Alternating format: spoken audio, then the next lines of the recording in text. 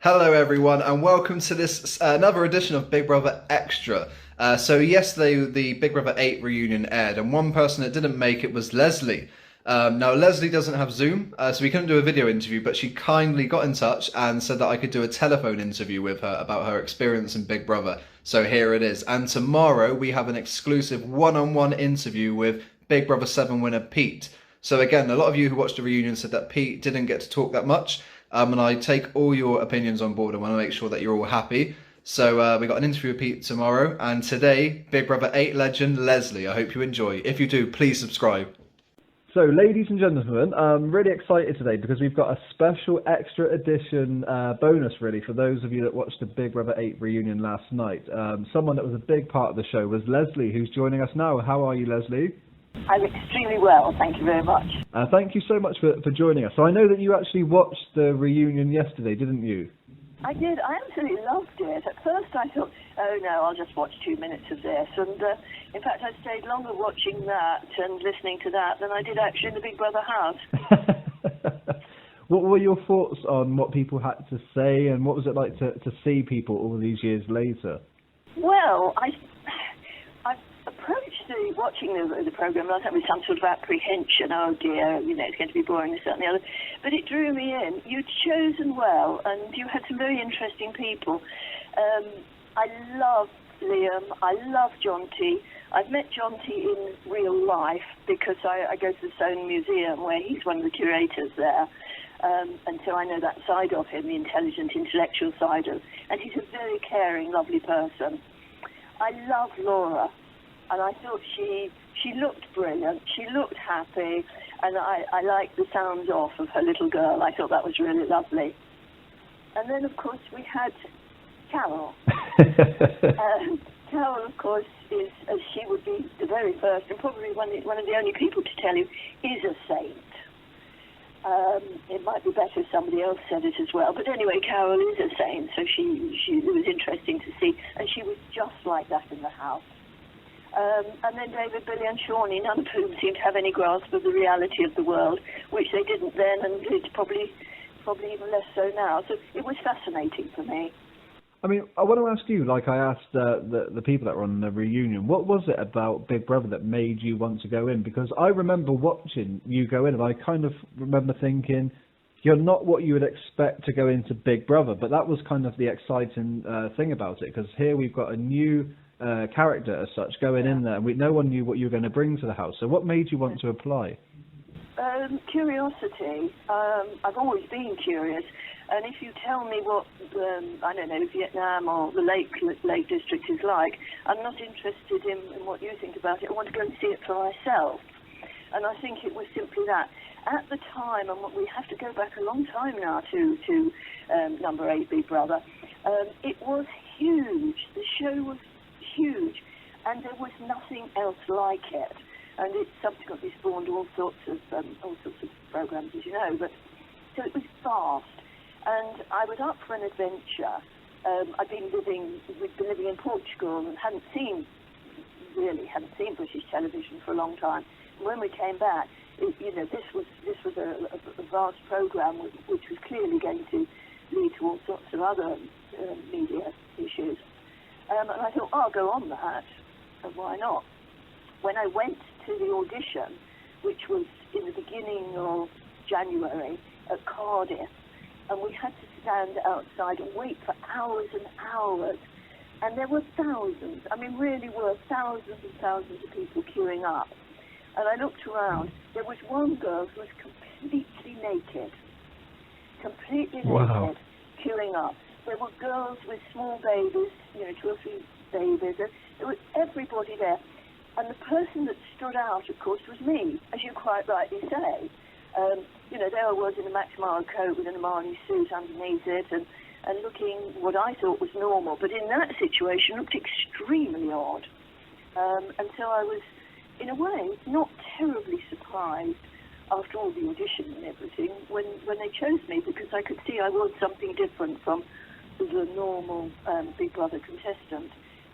And the whole process was very fascinating, and it kept me, because it was months in those days of auditioning, months and months, and you just had to do the most extraordinary things, which were entirely out of character and out of class. And I enjoyed doing them because they were so fascinating. And what was it like for you? Because, I mean, that series stands out for me as you had a mixture of some of the most fiery people with tempers. I mean, you look at Charlie and Chanel, one of the biggest rivalries on the show. So when you actually went in and met the housemates for the first time, what were your initial reactions to those? There's much talked about game plans. I noticed the boys yesterday talked about their plans. Well, I had never seen the show. I'd heard a great deal about it, but I'd never actually seen it. And any game plan I had involved getting the blokes on my side. I mean, this may surprise you, Lewis, even at my age, I am better with blokes than I am with girls. So I was going to get the blokes on my side. So my first thought was, shit, there's no men. And I seem to be the only person, as we were all going into the house, who realised this. I don't think the others noticed. Some of them are very much bound up in their own cells, and they didn't sort of spot, we have no men here. And at that moment I thought, this is going to be really tricky. It was really tricky anyway, but it was going to be even more tricky with it, my one thought that I would gather some few blokes. That was the end of that plan.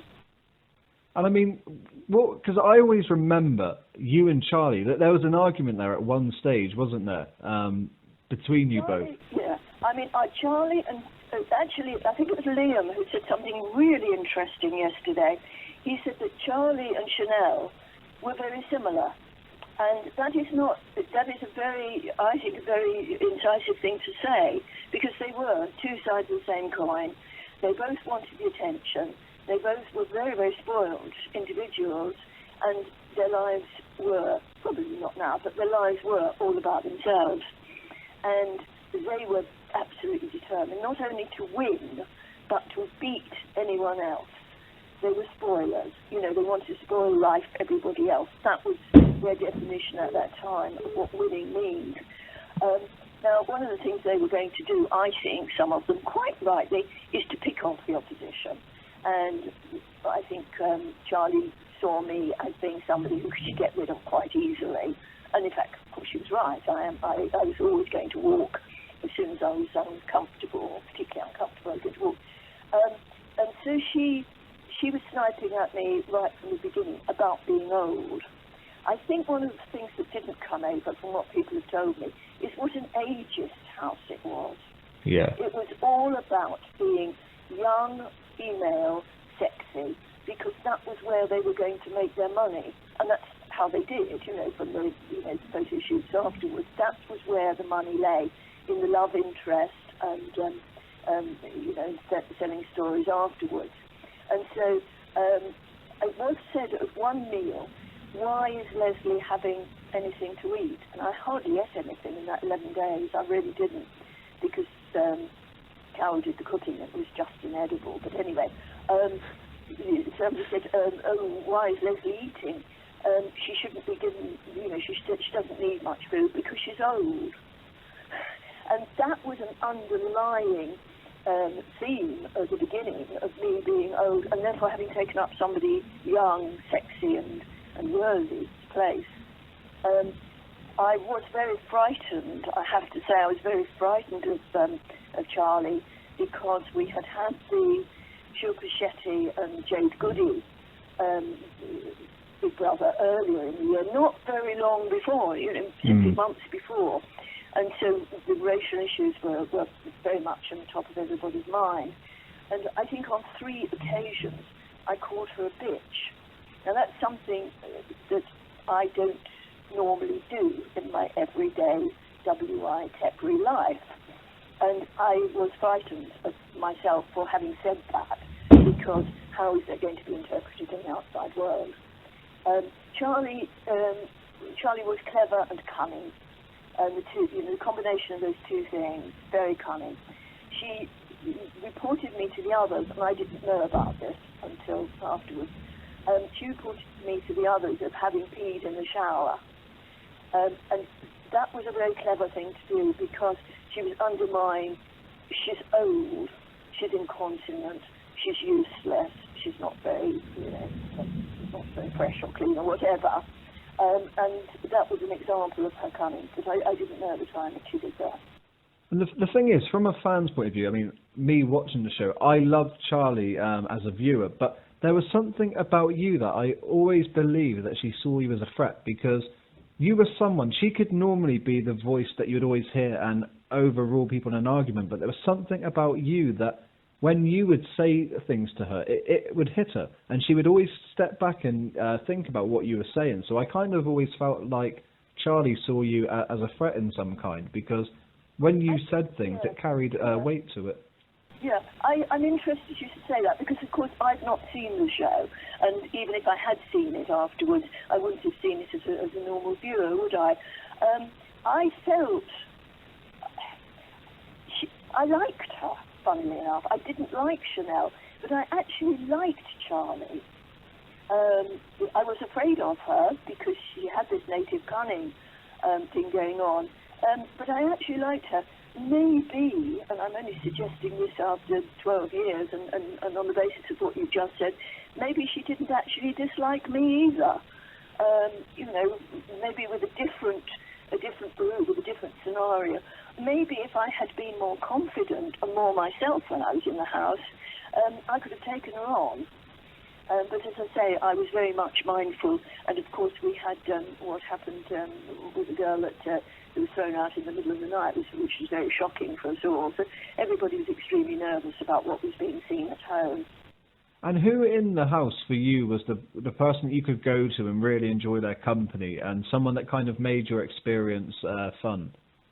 I have to be honest with you, nobody, and that included the diary room. I don't think I understood, well I know I didn't understand the function of the diary room.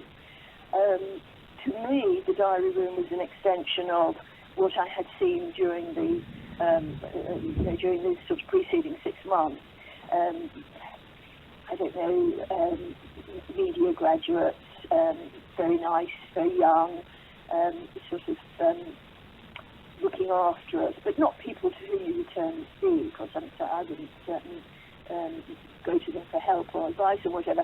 And so to go into the diary room for some people is an escape from the house, and you talk to Big Brother. But for me, Big Brother was just a sort of 18-year-old girl or boy behind a sort of Blue Peter painted with a cardboard. So I really didn't have anybody. Had I stayed longer, then Jonathan came in after me, and maybe, being older, being blokey, maybe I probably, if the dynamics had been different, what I had envisaged beforehand might have come to, because I like Ziggy. I've never, we're not talking about confiding in people, we're just talking about turning to people in, when it's, when you want something a bit light or a bit pleasant. And Ziggy was great to talk to. And when you think about your experience, because obviously there was a lot of lows, but is there a moment that stands out as something you enjoyed or something that brings back fond memories in regards to your Big Brother experience?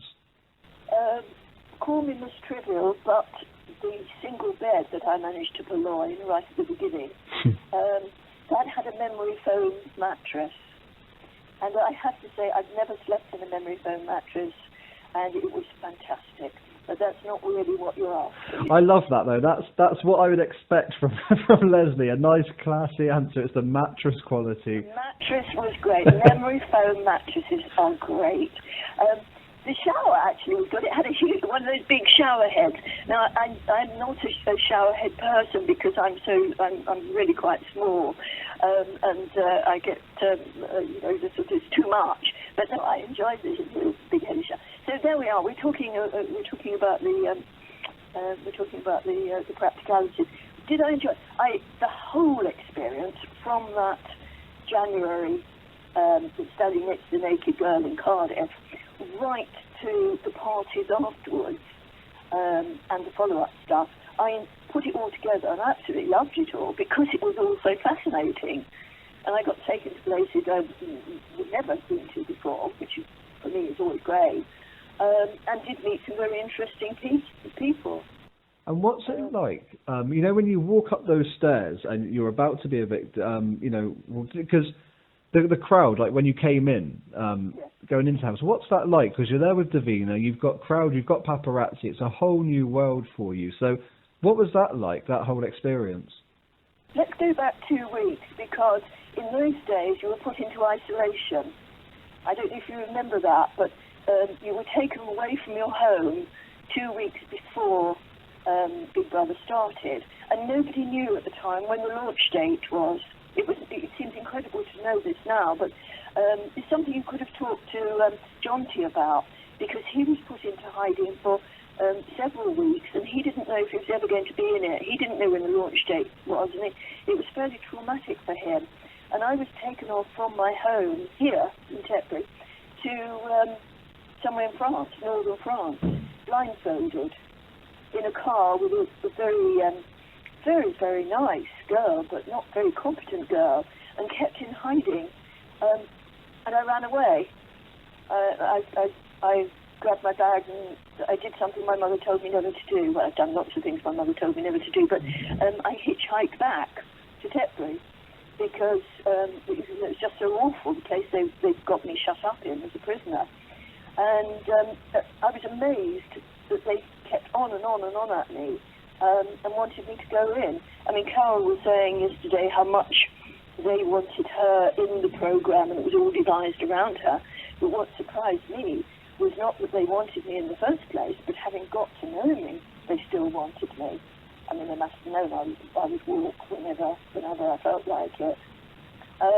So when you've been in isolation for that length of time, and you've spent the night in a hotel somewhere in London that you don't know, and you're blindfolded all the way, and you've got, they put great earphones and play very loud music in the car, when you've got a blindfold, your ear mask, can barely breathe and everything, they whip those off, push you out of the car, and you have this enormous, this didn't happen more recently, but this enormous crowd screaming and baying, and lights on you, cameras, lots and lots of cameras taking photos. It is extremely shocking. I mean, it's the sort of thing that they do, you know, it's in the area of torture and whatever. And it is extremely shocking. And the one thing that kept going through my head was, I'll never be more famous than I am at this moment. I can remember thinking that. And then, of course, you see, you meet Davina, who, by the way, was subsequently after Big Brother, extremely lovely to me, really lovely. She kept saying that she wanted to go into the house while I was there and have a cup of tea with me and tell me it was all right. It was all going to be all right. But yes, it's a very shocking experience. And I mean, talk about life after the house now, because obviously we're talking 13 years ago since your series was shown. So what have you been up to? What's life like for you now? Because I always wondered if people still recognise you. If you're out now, is it one of those moments where people say, I kind of know you from somewhere?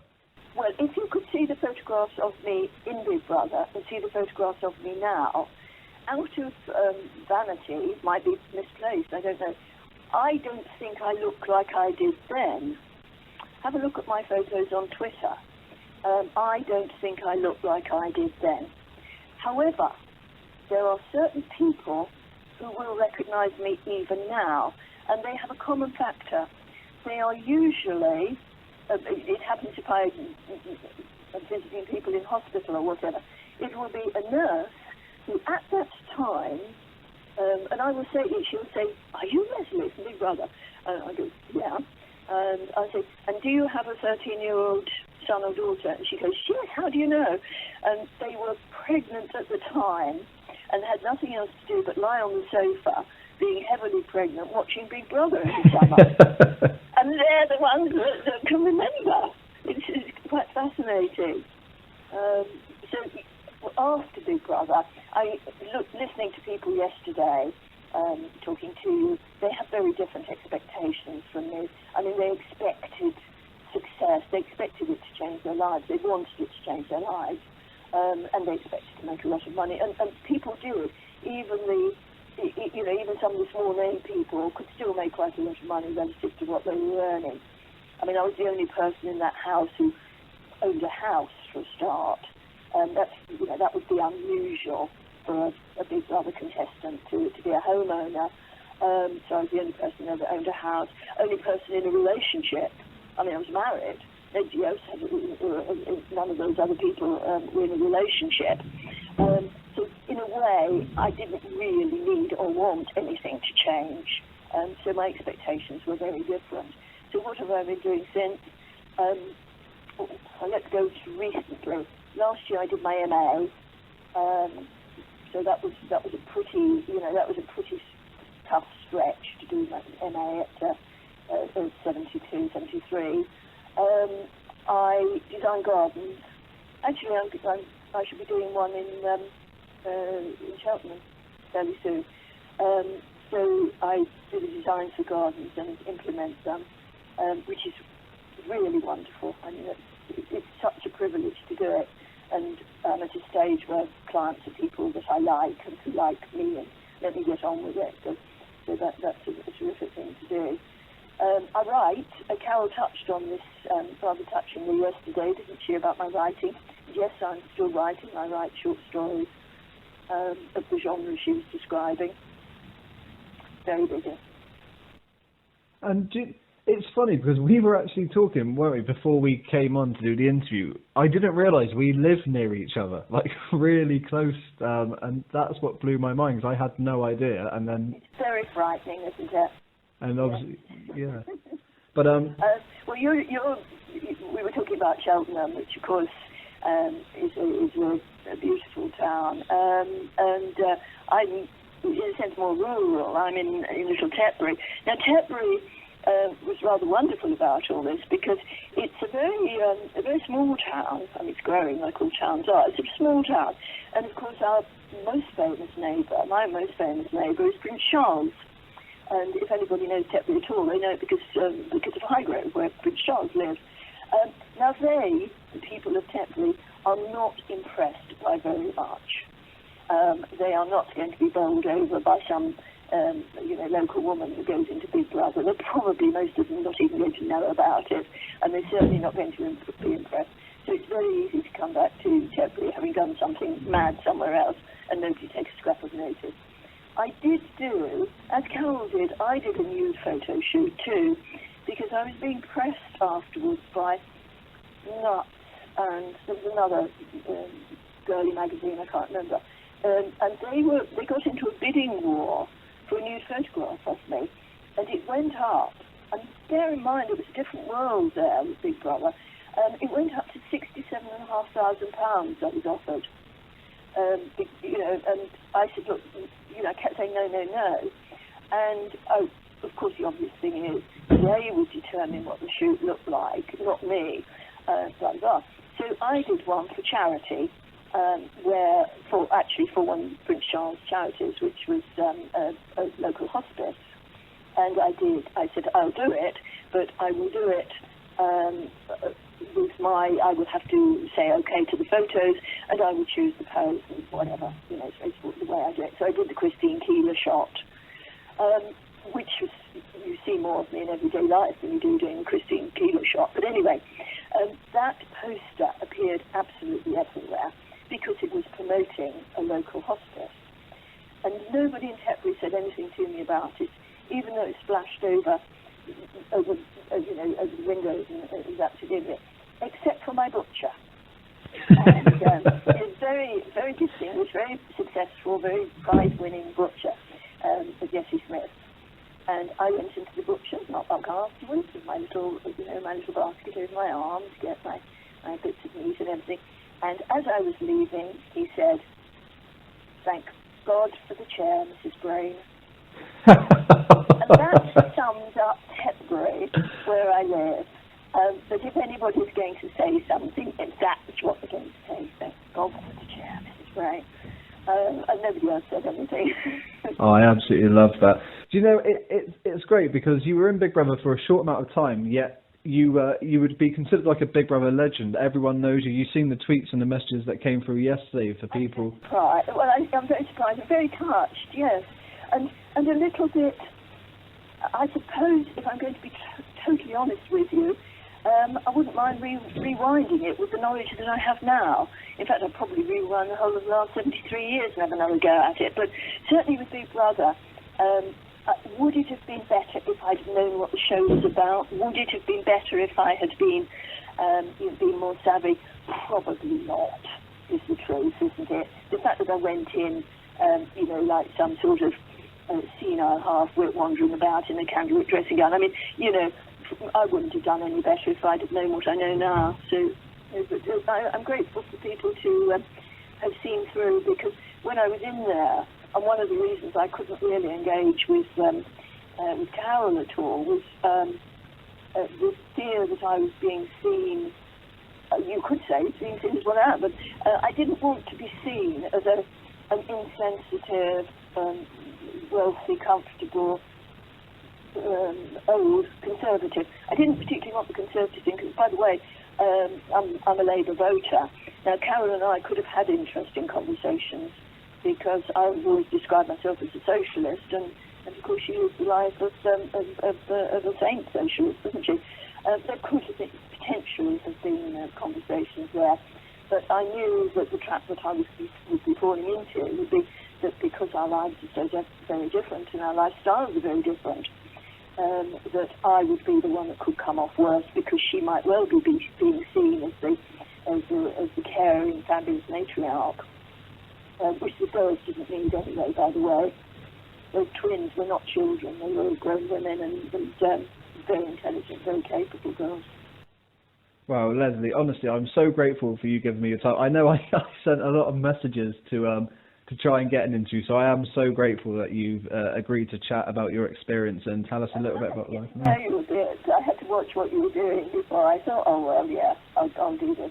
But thank you for the opportunity. It's been lovely to talk with you, and it was lovely to see you. There we go. I hope you enjoyed that. It was nice to get Lesley on, just to have a chat with her about her experience and her time on the show. Like I said, unfortunately she didn't have Zoom, so we couldn't do a video one, but it's just great to hear her opinions. And don't forget to come back tomorrow and watch the interview with Pete, who talks about his time in Big Brother and much more. And again, if you did enjoy this, please subscribe. It really helps when you click that button. And I've got plenty more. We've got some Big Brother reunions coming up in the next couple of weeks, some special editions, and we're bringing some people back that couldn't make the original. That's what I'm going to say.